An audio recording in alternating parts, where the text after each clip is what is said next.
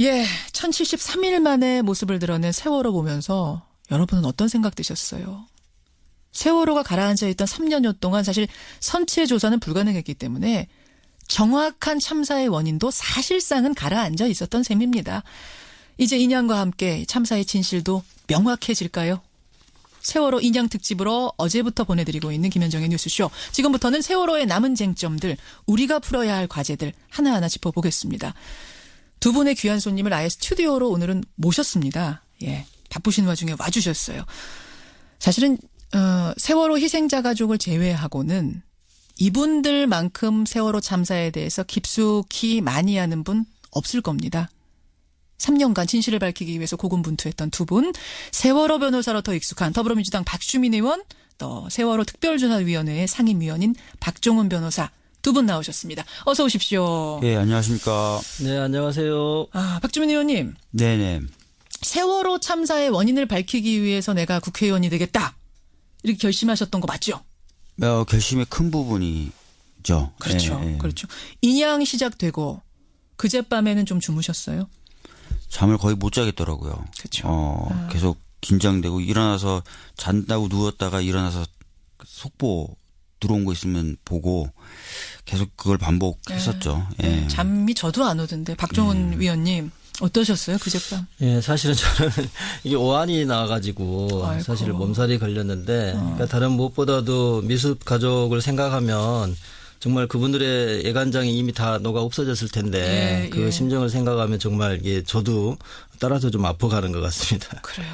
그 물 밑에서 하얗게 저는 이 사실 다 드러난 지금보다도요. 제가 사진 보고 있습니다만 완전히 올라온 지금보다 물 밑으로 하얗게 배의 그 모습이 아른거렸을 때 그때 그 울컥하던 심정이란 건 표현이 안 되는데 그나저나 두 분 어제 하루 종일 순조롭게 진행이 되다가 출입문 그러니까 램프라 그러죠. 네. 배하고 육지를 연결해주는 그 램프가 열려서 밑으로 늘어떨어져 있는 거를 늦게 발견하고 절단 작업이 중단이 됐었습니다. 아슬아슬하게 제가 방송 들어오기 직전에 이 절단 작업을 했습니다만 하마터면은 이거 다시 내려놓을 뻔했던 거죠. 네, 맞습니다. 예. 예. 그 반잠수식 그 바지선의 크기와 세월호 크기를 비교해 보면 여유 부분 공간이 한 4m 정도였다고 그래요. 그러니까 램프가 10m 내지 11m 정도 그 늘어져 있었기 때문에 그거를 아예 올릴 수가 없는 거죠. 그렇죠. 램프를 그런 상태로 놔두고 그거는 물론 그렇죠. 이제 도대체 언제 램프가 그렇게 열려 있었는지 올라오는 과정에서 발견을 못했던 이유는 뭔지 또 거의 다 10m 정도 올라온 다음에 발견한 이유는 뭔지 그거를 뭐 따지기에 앞서서 어쨌든 지금 상황에서는 램프를 제거해야만 되는 상황인 것 같습니다. 그래서 이게 제거가 오늘까지 안 되면 소족이 끝나고 이거 큰일 난다 했는데 다행히 제거는 했네요. 근데 박주민 의원님 지금 우리 박 의원님도 박 특조위원님도 잠깐 말씀하셨습니다만 분명히 잠수사들이 들어가서 지금 밑을 다 봤다는 거잖아요. 네. 인양 작업하기 전에. 네. 그리고 들어 올리는 와중에도 계속 물속으로 왔다 갔다 했을 거 아니에요. 네. 이거 어떻게 12m 들어 올릴 때까지 모를 수가 있습니까? 그래서 뭐 지금 그냥 해수부 해명으로는 바닥에 닿아 있는 동안에는 해저면하고 닿아 있으면서 닫혀 있는 상태처럼 보였다는 거죠. 예. 그리고 이제 올리면서 이제 그것이 열려지게 된 건데 네.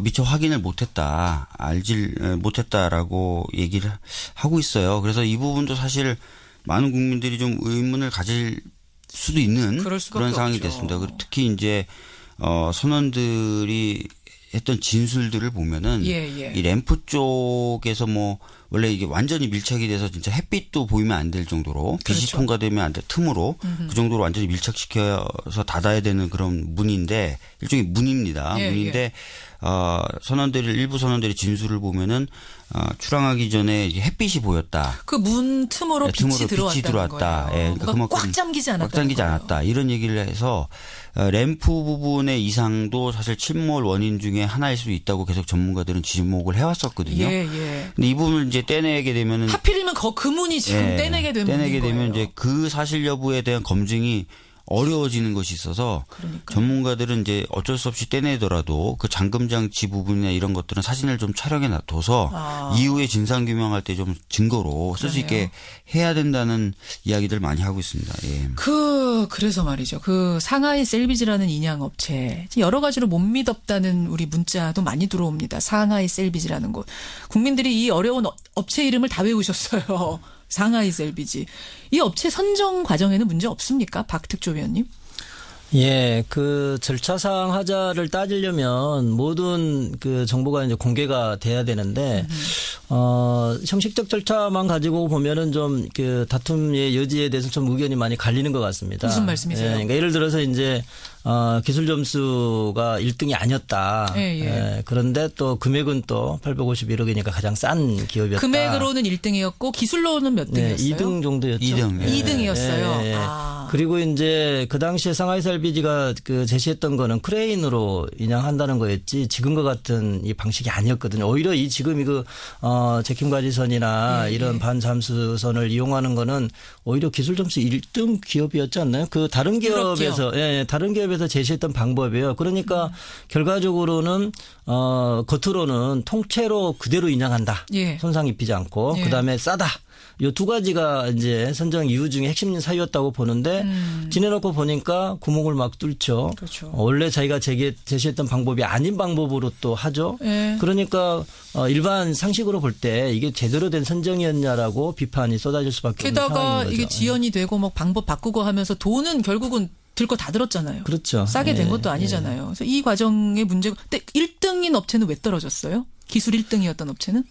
제가 알기로는 그 입찰하고 나서 그 관련된 자료를 제출하고 예. 또 일종의 보증금 같은 걸 납부하는 절차들이 있는데요. 예, 이 절차들을 제대로 지키지 않았다라는 얘기를 들었습니다. 절차상 그래서, 하자 때문에. 그러니까 해수부는 그렇게 말하는 거죠. 절차상 하자가 있었고 해수부 쪽에서 제시했던 금액을 좀 약간 초과한 측면도 있었다. 뭐 이런 이야기들이 있는데요. 근데 아마도 이런 그 인양업체 선정 과정이나 인양 과정에 대해서는 나중에 예. 지금 사실은 미습자 가족이나 여러 이제 희생자 가족 생각하면 지금 인양 자체가 그렇죠. 아주 중요한 관건이기 성공이 돼야 때문에 되니까. 나중에 아마 좀 따져볼 필요는 있는 것 같습니다. 네네. 알겠습니다. 세월호 또 하나의 가족이라고 불리는 두 분, 박주민 의원, 박종훈 변호사, 특조위원과 함께하고 있습니다. 근데 박주민 의원님. 네. 국민들이 지금 이구동성으로 하는 말이 있어요. 아니, 왜 이제야? 네. 아니, 하겠다라고 마음 먹으니까 이틀 만에 물 밖으로 나오는데 도대체 지금까지 뭐 한 거야? 국민들은 정말 안 돼서 못하는 줄 알았거든요. 네. 근데 이제 보니까 안 해서 못한 거네. 근데 이제 사실 지금 세월호 선체를 끌어올리는 즉 부양시키는 작업이 본격적으로 시작된 건 이번 3월 18일부터라고 보시면 돼요. 예, 예. 그러면 그 전에는 바로 끌어올릴 수 있는 상태였냐? 그건 아니었고요. 3년이라는 시간 동안 어떤 일들이 진행됐었냐면 인양을 할지 말지 결정하고 예. 그다음에 인양 업체와 인양 방법을 결정하고 결정된 방법에 따라 세월호 선체 밑에 리프팅 빔을 삽입하고 그다음에 그 빔에다 와이어를 거는 그런 작업들을 계속 해왔던 건 사실입니다. 예, 예. 그래서 이제 그 작업을 다 마친 것이 올해 3월 달이었던 거고요. 그러니까 하루아침에 땡 하고 되는 건 아니에요. 그건 분명합니다, 그렇죠. 여러분. 예. 다만 근데 이 인양업체를 결정한다든지 인양 방법을 결정한다든지 리프팅 빔을 삽입한다든지 하는 과정에서 저희들이 봤을 때도 좀 석연치 않게 시간들이 계속 지연이 된다든지 이런 모습도 있었기 때문에 과연 정부가 열과 성의를 다해서 하고 있느냐 예. 이런 비판을 계속 했던 겁니다. 그래요. 특히 이제 상하이 셀비지가 갖고 있었던 기술력이나 이런 부분에 대한 문제 제기도 많이 됐었는데요. 맞아요. 일단 해저면의 상태에 대해서 제대로 된 정보를 갖지 않고 작업들을 시작했다는 이야기도 하고 예, 예. 리프팅 빔도 원래는 10개를 삽입할 걸 예정인데 33개를 삽입했거든요. 그렇죠. 이런 것들 보면은 기술력이나 경험이 충분했던 업체는 아닌 것 아닌가라는 생각을 하게 되는 겁니다. 거기서부터 잘못되다 보니까 계속 시행착오가 예. 벌어지고 시간 지연되고 이런 거잖아요. 예. 그리고 마지막에는 아까 말씀하셨던 것처럼 부양시키는 방법도 예. 결과적으로는 원래 가족분들이 요구했던 그 방식으로 바꾸고 이러면 시간이 계속 더 걸렸던 거죠. 그렇죠. 예. 그렇죠. 박종훈 변호사님 네네. 어떻게 어떤 얘기가 나오느냐면요. 오죽하면 박근혜 전 대통령이 내려가니까 세월호가 올라온다. 이런 네네. 말을 할 정도인 상황이에요. 그 말은 이런 거죠. 과연 박근혜 정부에서 이 세월호 선체를 진심으로 끌어올리려고 했겠나라고 하는 건데요.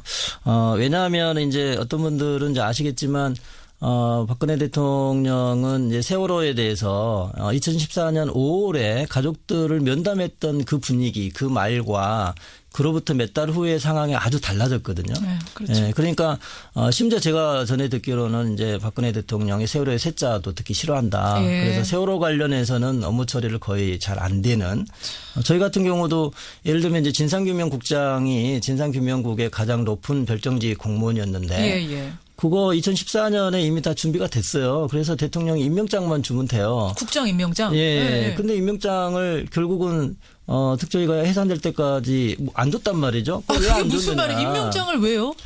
왜 안 주냐라고 말을 했을 때 이제 이게 우회적으로 들은 이야기지만 대통령이 세월호 쇠자도 듣기 싫어하니 이거 올릴 수가 없다. 이런 말까지 들릴 정도였어요. 그러니까 그 말은 결국은 이제 뭐 최순실이 영향인지 박근혜 대통령의 심정의 변화인지는 알 수 없으나 박근혜 정부가 적극적으로 세월호 참사를 진상규명하거나 또는 세월호 선체가 올라와서 국민들의 관심이 거기에 쏠리는 거를 원치 않았을 것이다라고 하는 추정이 가능하게 되고 예. 그래서 해수부도 뭐 여러 가지 기술적 문제나 시간의 문제도 있겠지만 결과적으로 박근혜 정부가 핵심인 박근혜 대통령이 파면되고 나니까 예. 바로 해수부가 신속하게 했지 않겠냐. 뭐 그런 이야기가 있고. 충분히 의심할 만한 정황이 그러니까 의심할 되는 수는 거예요. 있죠. 의심할 수는 정황이 있는데 되는 예, 다만 이제 제가 상당히 좀 불만스럽게 생각했던 거는 2014년 아마 11월 11일 경으로 기억이 되는데요. 예. 그 당시에 수색 중단 선언을 할 당시에는 가족들 입장에서는 이제 인양을 전제로 하는 거거든요. 인양해 줄 것이다. 그렇죠. 예, 빠른 시일 그렇죠. 내에. 그러나 그 당시에 제대로 유실방지 대책도 하지 않고 이런저런 이유로 시간을 끌었단 말이죠. 왜? 인양 결정이 안 되니까. 그렇죠. 결국 이거는 뭐 해수부만의 문제라기보다는 뭐 정권 차원의 문제가 아니었던가 그렇게 생각이 됩니다. 바로 이 지점에서 뭐 청취자 양희준 님도 문자 주셨어요. 블랙리스트에 올라온 세월호의 쇠자를 대통령 앞에서 꺼낼 용감한 공무원이 있었을까? 이런 생각 국민들이 다 하시는 건데 저는 지난 그 국정농단 청문회 중에 듣고도 귀를 의심했던 대목이 뭐냐면 고영태 씨가 이런 말 했었어요. 최순실은 세월호의 노란색만 봐도 안 좋게 생각했다. 네. 여러분 기억하시죠? 최순실은 세월호 노란색만 봐도 안 좋아했다. 네. 이게 무슨 말이냐면은 그냥 세월호를 안 좋아했다 정도가 아니라 심지어 노란색도 싫어했다는 거거든요. 지독히 안 좋아했다는 거거든요. 그렇죠. 예. 결국은 세월호를 최순실이 이렇게 싫어했다는 건 박근혜 대통령도 똑같이 지독히 싫어했던 건 아닐까. 네. 그래서 특조위 활동도 그렇게 힘들었고 인양 과정도 그렇게 지연됐던 건 아닐까라는 생각을 우리가 연상해 볼 수 있는 거죠. 박 의원님 그렇죠. 네, 맞습니다. 네. 그러니까 이제 가족분들 입장에서도 황당한 게 2014년 5월 그때 16일경으로 기억이 되는데요. 예. 그때 이제 청와대에 와서 물론 저희 이제 법률대리인들은 못 들어가고 결국은 청와대가 약속을 어기고 저희들을 받아주지 않았기 때문에 저희는 못 들어갔습니다만은 그때 분위기는 좋았다는 거거든요. 대통령이 모든 거를 마치 다 해줄 것처럼 이야기했다는 거예요. 그게 언제라고요? 네, 그때가 2014년 5월입니다. 5월 날짜가 한 16일경으로 제가 기억이 그러면 되는데. 사고 나고 한 달 정도까지는 그렇습니다. 다 해줄 것 같은 예, 그랬다는 거죠. 그러니까 이제 가족분들이 저희한테 와서 어쨌든 간에 뭐 특별법도 되고 특검도 되고 뭐 국정 다 할 것 같이 이야기를 해서 되게 안심했다는 거죠. 근데 그 태도가 완전히 돌변하는 과정이 있는 거죠. 의심하는 거죠. 도대체 왜 이렇게 바뀌는 것일까? 그러니까 가족분들 입장에서는 이제 배신감을 느낄 수밖에 없는 거죠. 다 해줄 것처럼 말했는데 그렇죠. 국회 가보니까 안 되고 현업에 가보니까 안 된다는 거죠. 그렇죠. 그런 광경부터 시작해가지고 아까 제가 말씀드린 대표적인 게 이제 진상규명국장의 문제였던 거고 제가 가장 좀 요즘에 와서 깨달은 게 뭐냐면 뭔가요? 2015년 11월경에 뭐가 있었냐면 가족분들 중에 한 분이 대통령의 행적을 조사해달라고 요청을 한 적이 있어요. 7시간 동안 대통령은 뭐 했느냐. 그렇습니다. 우리가 잘 아는. 그 사건 신청 사건이 들어왔을 때 논쟁이 아주 거셌죠. 그리고 이제 하필이면 그 시기가 세월호 특조위의 2016년 예산이 또 이제 결정 날 만한 그런 상황이고 저희로서 상당히 부담스러운 상황이었는데 그거는 근데 저희로서는 신청 사건을 받을 수밖에 없는 거죠. 법에 그렇게 돼 있어요. 그걸 안 받아야 받을 되는 수가 거죠. 없는 그렇죠. 해달라는데. 그랬을 때 여당 추천위원들이 뭐라고 항변을 했냐면 왜 대통령의 사생활을 캐려고 하냐 이렇게 주장했다는 거죠. 이게 2015년 얘기입니다. 네, 그렇습니다. 2015년 11월 달입니다. 근데 이제 제 개인적인 입장이 도저히 이해가 안 가는 거죠. 공부 시간에. 저는 어떻게 생각했냐면 분명히 집무실에 나와서 업무를 봤을 텐데 그거에 대해서 왜 사생활 캐기라고 우리를 공격하는가.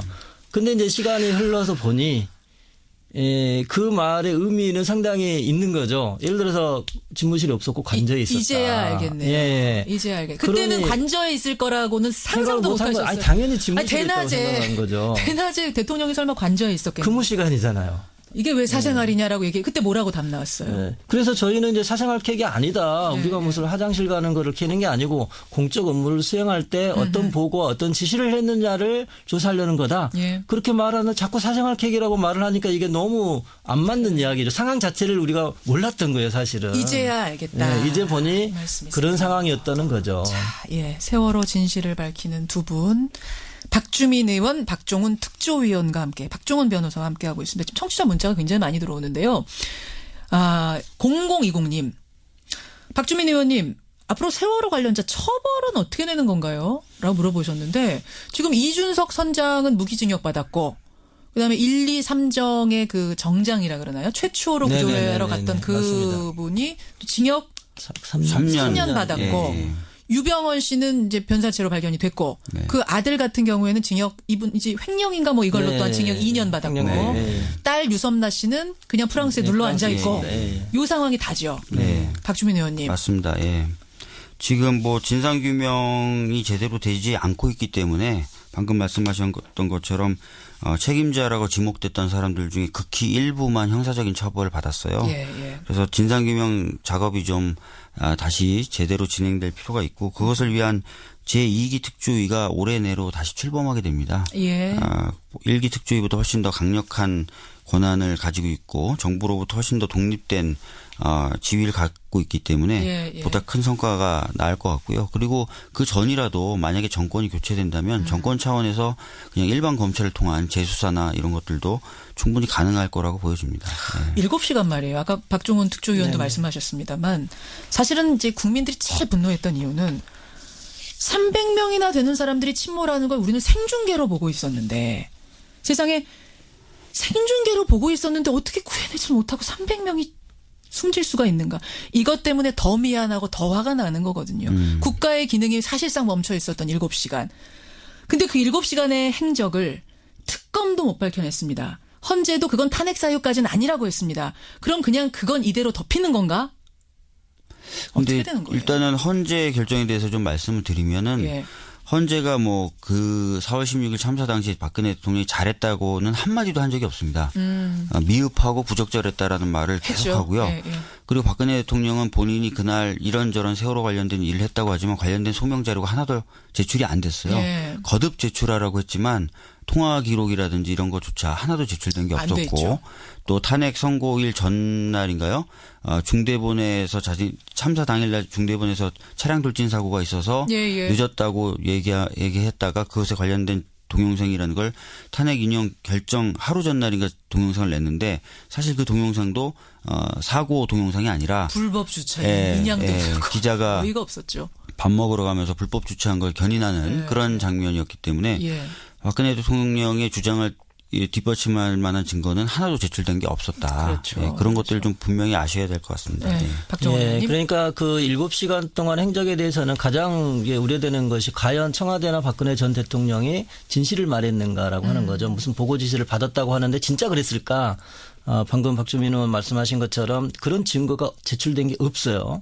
정보공개 청구해서도 안 됐고 예. 헌재에도 제출을 안 했어요. 예. 그러니까 저는 기본적으로는 의심할 수밖에 없는 거죠. 제대로 된 보고 지시 없었다. 이게 이제 첫 번째고 두 번째는 헌재 재판관님들은 아마 이 부분까지 생각은 못 하셨을 것 같은데 기본적으로 어떤 그 사고가 발생하면요. 초기에는 현장 그 대응하는 책임자가 아주 중요합니다. 그러니까 예, 현장 예. 책임자의 책임이 아주 중요하기 때문에 그것도 대통령이 함부로 관여할 수 있는 건 아니에요. 예. 9.11 사태 날 때도 뉴욕시의 소방서장이 중요한 거지 대통령이 중요한 건 그렇죠. 아니거든요. 예.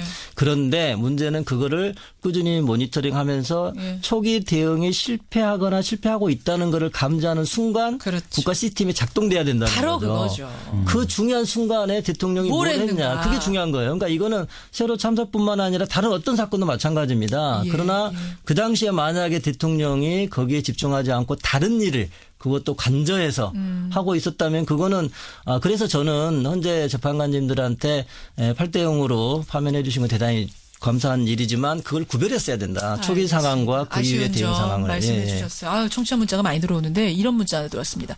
반 잠수함에 오늘 올리면 인양 끝나는 겁니까? 그렇지 않습니다. 아닌가요? 예, 이거는 육상에 거치될 때까지는 우리가 어떻게든 성공적으로 인양이 됐다고 말하려면 계속 기도하고 기다려야 되는 게 육상에 거치되기 전까지는 어떤 일이 발생할지 알 수가 없어요. 그럼 끌어오다가도 이게 뒤집어지고 막 이럴 수도 있어요? 만약에 끌어오다가 남해 바다에 이게 빠지게 되면 이제 도저히 건져 올리기 어려운 상황이 될 수도 있는 것이죠. 그래서 제가 볼 때 가장 위험한 순간은 아마 반 잠수식 그 바지선에 예. 제대로 고정적으로 결박을 할 수 있느냐.